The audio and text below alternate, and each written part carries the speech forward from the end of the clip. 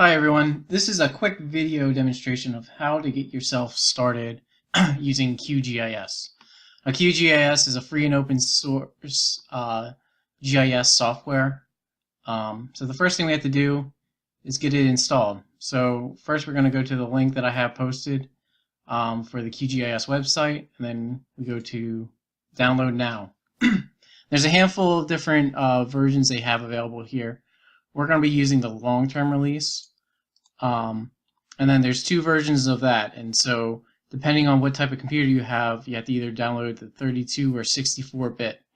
And if you're not familiar with the type of computer that you have, you can right click on Windows and then go to System.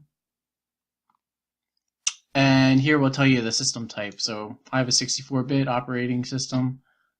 So I'll be downloading the 64-bit version. So I already have this installed. So once we get that installed and going, just navigate to where it is in your list. And then there's a handful of different icons that we have available to us. And the one that we'll be using in this lesson, or in this class, is just the desktop version. This one's actually one earlier, but that's okay. We don't need to necessarily download or open the one with grass.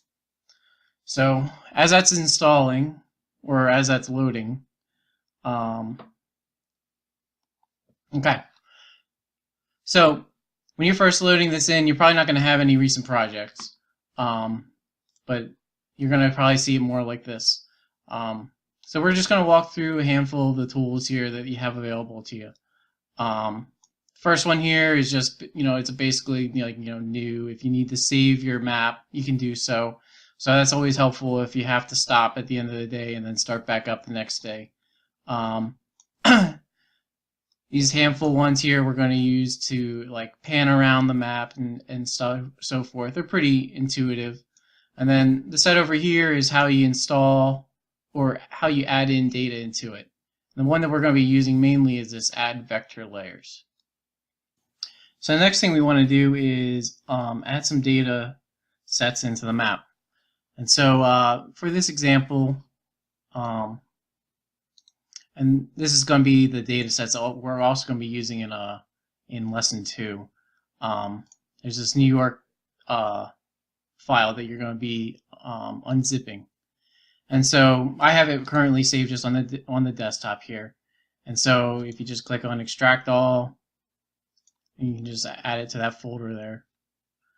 So now we have these data sets, these 3 different shapefiles in this one thing here. And so a shapefile, there's a handful of different files associated with it. The main one we're going to be focused on is the shapefile here.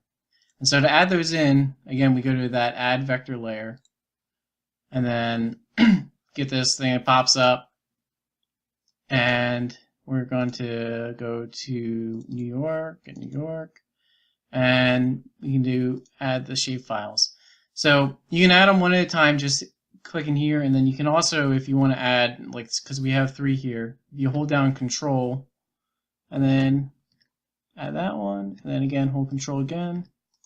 Now we'll be able to add all 3 files at one time. Okay, so we have 3 different things in here. There's New York counties, and then roadways, and then places.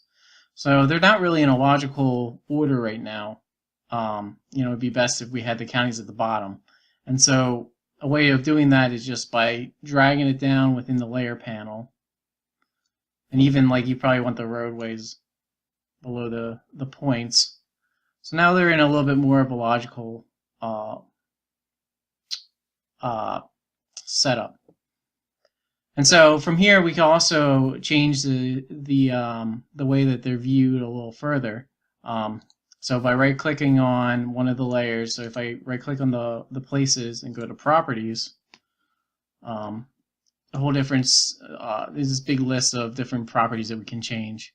And so if we want to change them to be in airports or something like that, we can. Let's just keep it as a circle right now. We can keep them as this blue, make it a little smaller, and then apply.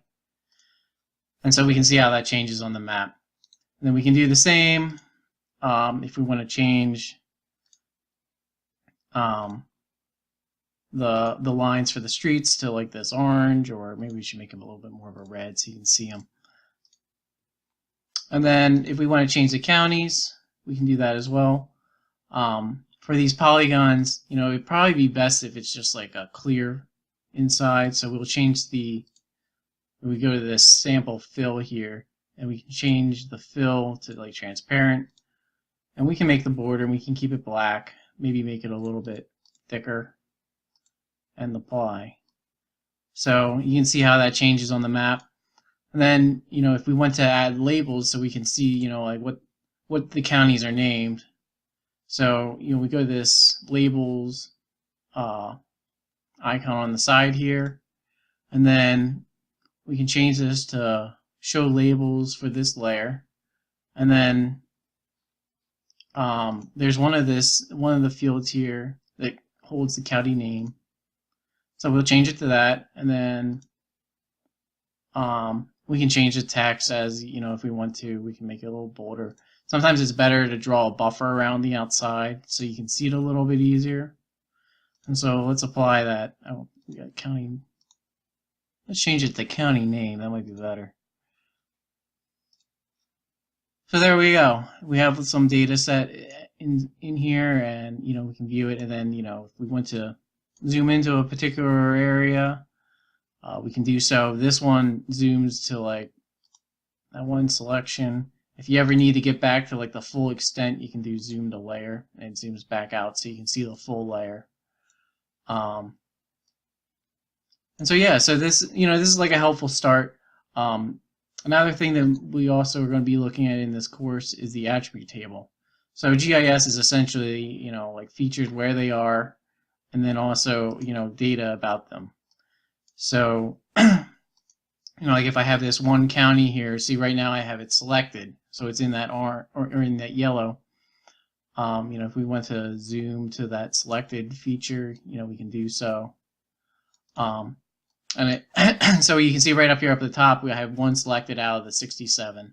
If I want to clear my selection, there's this toolbar here relates to the selections, and then this one here says deselect them all. So we'll do that. So we get back and we can zoom to the full layer. All right, and then the last thing we're going to show you is how to add, like some base maps. And so for us to get started with this, you're going to have to install a plugin. So to do so, you go up on the top menu here and go to menu or to plugins, and then we're going to install one. So the one that we're going to be installing is called Open Source Map or Open Source Layers. So if you start adding it in, yeah, here it is. It's called Open Layers. And so I already have it installed, but you're going to take this and just install the plugin. And once it runs through, you go into the web here, and then you can add these different layers. So a lot of these are ones you're familiar with, like Google Maps. So now it's like on the top, so we want to have that on the bottom. And then if you wanted to add in like an aerial imagery, you can do that as well. Let's see here if this one will load for us.